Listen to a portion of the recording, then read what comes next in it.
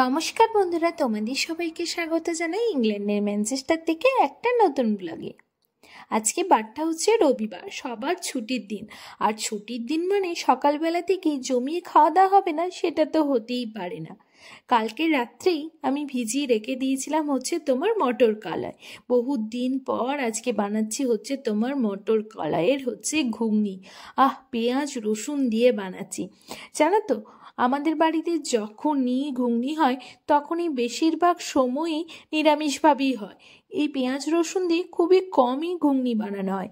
আজকে সুযোগ পেয়েছি পেঁয়াজ রসুন দিয়ে ঘুগনি বানানো, তাই সেই সুযোগটা ছাড়বো কেন।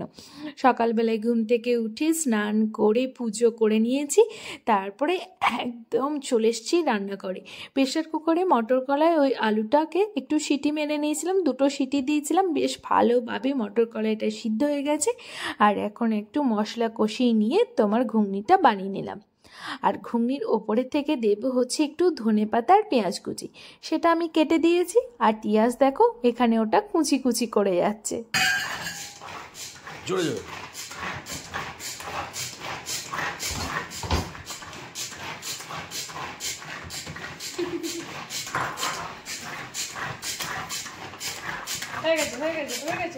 গরম জরম করে দিতে হবে, নাহলে হবে না।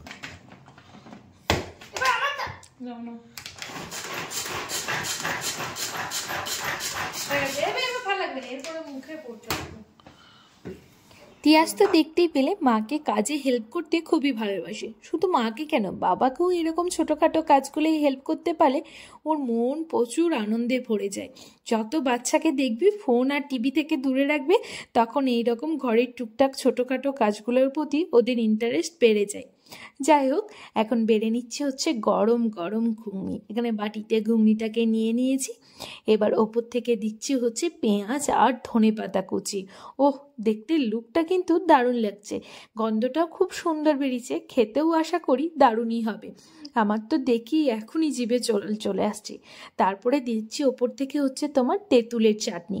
এই তেঁতুলের চাটনিটা ঘরে বানাইনি, এটা বাজারে কিনতে পাওয়া যায় একটা তেঁতুলের চাটনি, ওটাই এনে রেখেছিলাম। অনেকটা তেঁতুলের সসের মতো মিষ্টি মিষ্টি হয়, সেটাকেই ওপর থেকে দিয়ে দিলাম। এই যে বাটি করে নিয়ে লোভ সামলাতে না পেরে আমি খেয়ে নিয়েছি। খেতে কিন্তু অপূর্ব সুন্দর হয়েছে।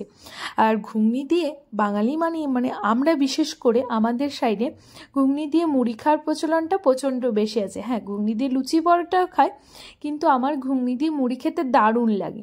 তাই ঘুগনি দিয়ে মেরে নিয়েছি হচ্ছে তোমার বাটিতে হচ্ছে থালায় নিয়ে নিয়েছি মুড়ি, ঘুগনি মুড়ি খাচ্ছি। আর এদিকে তিয়াসও খুব সুন্দরভাবে ঘুগনি মুড়ি মেখে খাচ্ছে, আরও খেতে খেতে বলছে দারুণ লাগছে, অপূর্ব সুন্দর টেস্ট হয়েছে। কেমন হয়েছে বাবা? I don't leave it. দেখতেই পেলে তিয়াসের খুব সুন্দর লেগেছে, খেতে খুব ভালো লেগেছে। ও বিলিভই করতে পারছে না এত ভালো একটা টেস্ট হয়েছে। যাই হোক, খাওয়া দাওয়া করলাম, তারপরে তিনজনে মিলে অনেক গল্প খেলাধুলো অনেক কিছু হলো। তারপর চলে এলাম হচ্ছে রান্নাঘরে দেখলাম ফ্রিজে পড়ে রয়েছে হচ্ছে তোমার মাছ। সঙ্গীতকে বললাম আর বাজারে যেতে হবে না, চিকেন টিকেন আনতে হবে না, আজকের রবিবারটা এই বড় বড় পিস রয়েছে মাছের, এই পিস দিয়ে কালিয়া বানাই আর তার সাথে ভাত, এটাই করি। আর জানো তো, ঘুগনি মুড়ি সকালে খেয়েছি তো পেটটা একদম জোর কদমে ভরে আছে, পেটটা পুরো ভর্তি ফুল দমে। তাই কোনো কিছু রান্না করতেও ইচ্ছা করছিল না। সঙ্গীত বললো রান্না করতে হবে না, ছেড়ে দাও, এবেলায় কিছু না খেলেও চলে যাবে, কিন্তু সেটা কি আর হয়। আমি ফ্রিজ থেকে মাছগুলো বের করলাম, মাছগুলো বের করে ভালো করে ভেজে নিলাম। এখন শুধু পেঁয়াজ দিয়ে বানাচ্ছি মাছের পেঁয়াজ ঝোল বলি এটাকে, মাছের পেঁয়াজ ঝোল। এই যে বড় বড় 3টে পিস ছিল, বড় বড় সাইজের, একটা ছোট পিসও ছিল, আর সাথে কয়েকটা মাছের মাথাও পড়েছিল, সেটাও এই ঝোলের মধ্যে দিয়ে দিলাম। ঝোলের রসটা বেশ ভালো করে মাথাগুলোর মধ্যে ঢুকে গেলে মাথাগুলো খেতেও খুব ভালো লাগবে। আর সঙ্গীত তো মাছের মাথা খেতে খুবই ভালোবাসে। আর সঙ্গীতের সাথে সাথে এখন দেখি তিয়াসও এরকম ছোট ছোট মাছের মাথাগুলো খেতে খুবই ভালোবাসে, বেশ খুবই পছন্দ করে। ও মাছের মাথার হাড়গুলো বা কোনো মাংসের হাড়, এইসব জিনিসগুলো ওর হয়েছে ঠিক ওর বাবার মতো, পুরো বাবার জেরক্স কপি। বাবা যেমন হাড় মাংস এগুলো তারপর মাছের মাথা পছন্দ করে, ছেলেও হয়েছে ঠিক বাবার মতো। যাই হোক, চলো এই রান্নাবান্না দিয়ে এখানে ব্লগটা এখানেই শেষ করছি। কেমন লাগলো এই ব্লগটা অবশ্যই কমেন্ট করে জানিও। Tata, bye bye.